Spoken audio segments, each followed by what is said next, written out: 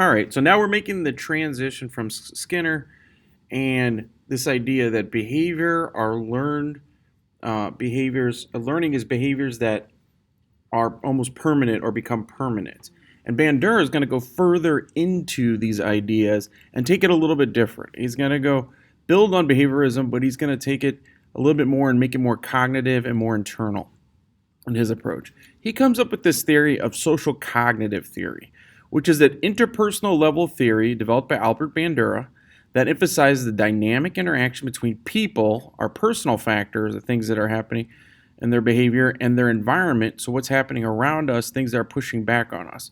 And we'll learn later on with these are things that are called like locus of control, things that you can actually control in your life, and things that are pushing on you that you can't control. Now, Bandura comes up with a theory, and in this theory, social cognitive theory, he thinks that the main ways to create positive outcomes are through self-efficacy, collective efficacy, self-regulation, facilitation, behavioral capacity, observational learning, and incentive motivation. And as you can see in the bottom, we can actually see how important observational learning is. So again, building on behaviorism and these ideas that learning everything from language to what we see, we act out, especially as children. So you learn language, if you're buying into Noam Chomsky's theory, almost completely through behaviorism. Your parents reward you and reinforce things when you say, mama, and they come to you and they ignore you if you don't make the right sound. And a word is just a symbolic sound. So he's going to go further into this and say you learn from that behavior, but actually the way our brain is designed, we're actually designed as social human beings and social animals to actually act out what we see. Now, the big idea he comes up with, and this is a very important point, is called self-efficacy. Self-efficacy is the confidence or the belief in one's ability to perform a given behavior. So, for example, this is something that schools really focus in on and try to teach students if they're buying into this theory. And in my point of view, I think there's a lot of strength in this idea. And I think what you'll find out later in life is that it's not always the smartest or not smartest or dumb people or whatever people label each other. It's the people that have self-efficacy. They don't give up. They have determination. They're consistent and persistent. They don't give up and they keep trying even though against all these horrible things that are going to happen, unfortunately, in life. We're going to lose our loved ones, our friends, and it's very hard to overcome things like pandemics and wars. But somehow, some people are very strong in their self-efficacy. And the question is, in learning, can we teach that? Can we model that? And it starts at home, obviously. If you see it at home, that's a really important tool to learn, but also at school and your environment around you. So you have to advocate for yourself. It's the students that use advisory, or they use the win time, or they use their free time to come to the teacher, retake quizzes, and go over the work. That's self-efficacy. Those students are going to tend to be, and those people tend to be much more successful in life than people that aren't as strong in self-efficacy.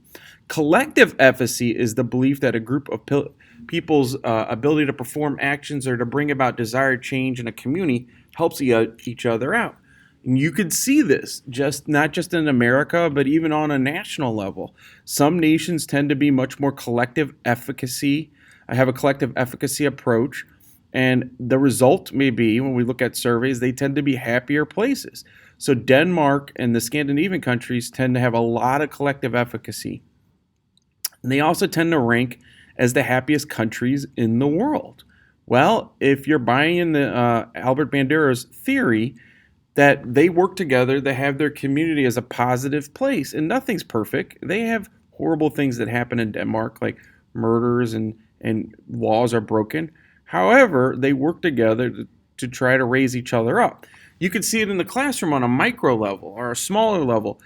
There's no reason for anybody in our class to ever think, oh, I have to get an A. In order for me to get an A, if somebody else has to get an F or a D in the class. That's not true. We could use collective efficacy and we could work together. And I've seen this. The classes that work together have more students that succeed. When kids and students don't work together, the success rate isn't as high, or maybe they don't reach their full potential. And that's my job as a teacher, and teachers have this job of trying to push collective efficacy, getting you guys to have discussions and interact with each other, getting off the phone and listen to somebody else's point of view. But those tend to make the better communities. And you can see the differences just in St. Louis. Like a place like Florissant, we can expect the police and the fire department to show up and things to happen, or at our school, you could go get help.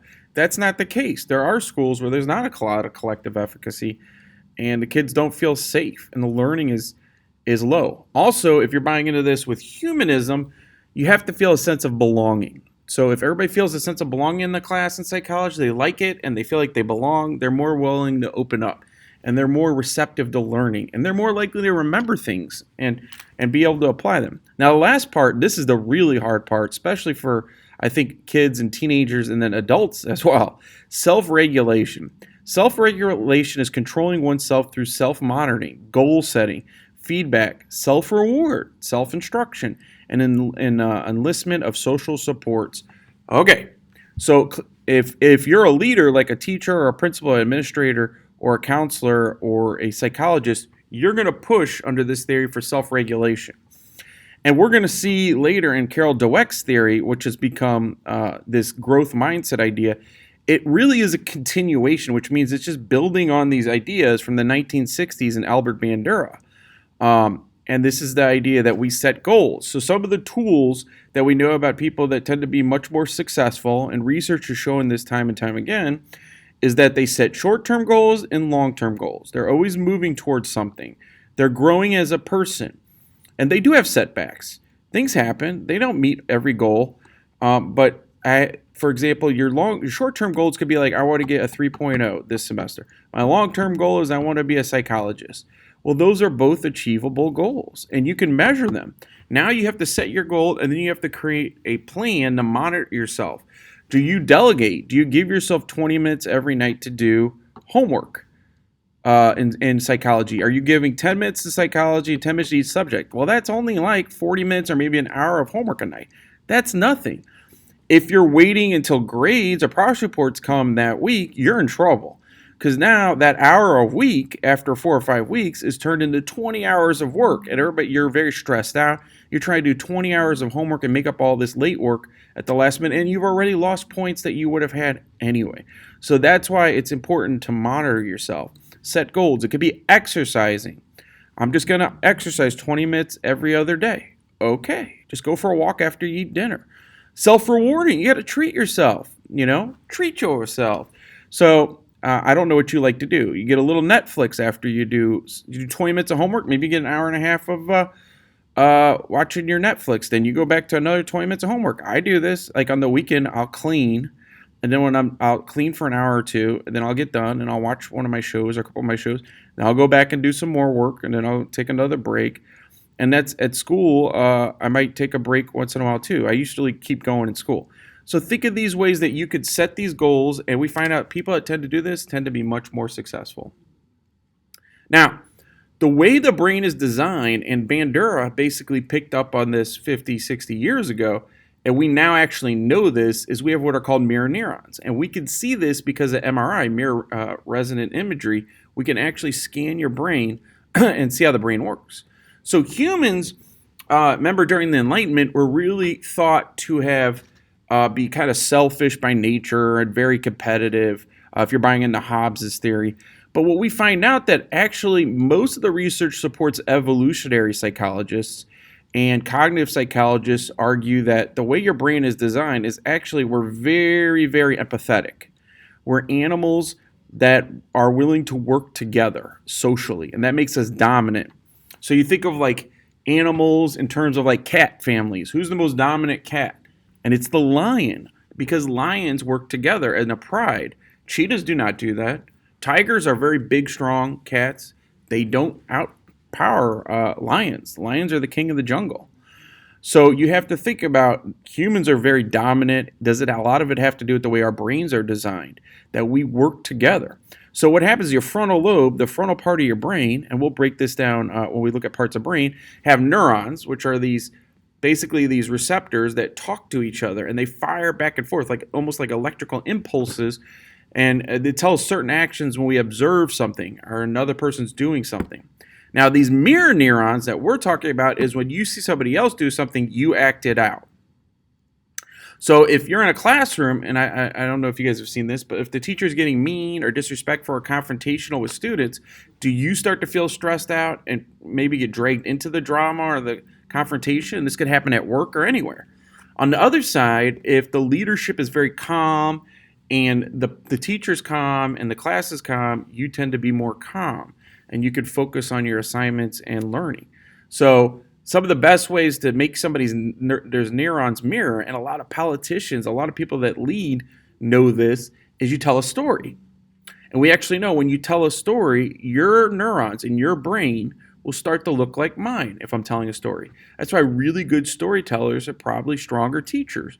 There also could be very good politicians or leaders or principals or a police officer, chief of police, because if they could tell a story, people will empathize with them. And we find out that our brain is actually designed to be empathetic. Humans are very empathetic. In fact, people that can't empathize because of the brain is having some electrical impulse issues, we call those psychopaths. And we'll get into that with abnormal psychology. And that's a very small percentage of humans. Now, and you got to remember, our ancestors that were empathetic, they're the ones that made it. They worked collectively and they passed down their genes to us in evolutionary theory. And that's why we tend to be very empathetic. Facilitation, behavioral capacity is providing tools, resources, environmental changes. So again, this is why if you want to go into therapy, you would help, if you're using the social cognitive theory, which is very popular, you're going to try to give the people the tools to succeed in psychology. You can't do it for them, just like a teacher can't make students do work. I can't make you do your work. The old saying that, it's better to teach a man to fish than it is to give them a fish. I think that's very true. Well, that's how it works in psychology. We could teach people how to be self-advocates and use self-efficacy, but at the end of the day, they have to do it themselves. We just try to give them the tools. Incentive motivation is a tool, is that the use and misuse of rewards and punishments to modify behavior. So again, this goes back to some of that real strict behaviorism. And the question is, how powerful are rewards? And we tend to find out that rewards are more effective than punishments at modifying and changing behavior. But again, if we want them to learn the behavior long term, we're going to have to try to motivate them outside of just incentives. You're not always going to get things. Children aren't always going to get things for doing the right thing. We try to teach you self-efficacy, to do the right thing, to help other people, so forth and so on. And the way your brain is really designed to learn with mirror neurons and the way your brain works is we're very observational beings. So we call this observational learning, is the belief based on models perform a new behavior. So we're going to look at what happened and how Bandura created this. He created this theory, and one of his strongest pieces of evidence was the Bobo Experiment. Now, what happened in the Bobo Experiment is just that, observational learning. He used Bobo dolls, and you can see this. He broke 72 kids into 3 groups. One was a control group. Control group means that they didn't see anything. Then you had your non-aggressive role model. So you had a person, they watched a video of a woman playing with toys and stuff, and the Bobo doll I showed you a video of, and stuff, and being gentle with it. And then you had another 24 kids where the woman, just like I was doing in the video, they beat up the doll and they like throw it and slap it. And what they found out is the kids that came into this room with a bunch of toys, the ones that had the control group, just a few kids got aggressive or messed around with the Bobo doll kind of rough. The middle group is the same situation. They played with all different types of toys. They didn't specifically zero in on anything negative or any kind of weaponry.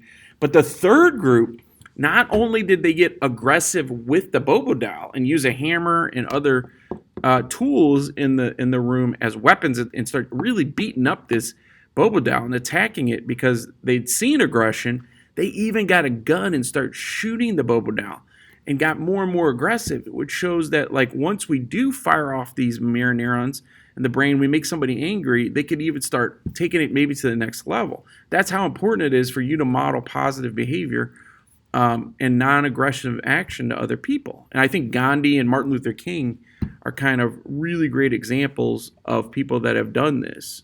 John Lewis, Susan B. Anthony, many famous, Sojourner Truth, many famous men and women over the years have basically, they had made this deduction and conclusion way before Bandura. And that's how they were very effective. You got to think this is coming out right before Martin Luther King was already very famous, and was a nonviolent leader. And Gandhi had been around at least 100 years, or almost 100, about 50, 60 years before this.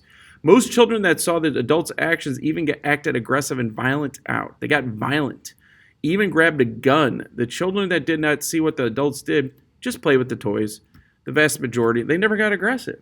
Kids don't naturally want to beat up stuff unless they're seeing the aggression.